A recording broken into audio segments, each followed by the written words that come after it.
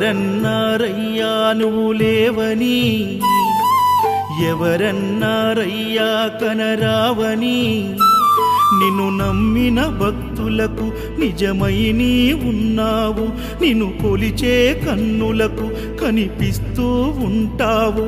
ఎవరేమన్నా అనుకున్నా నిన్ను మరవనయ్యా. శరణమయ్యప్ప స్వామి అయ్యప్ప, శరణాలు మరవలేను విడవలేను అయ్యప్ప.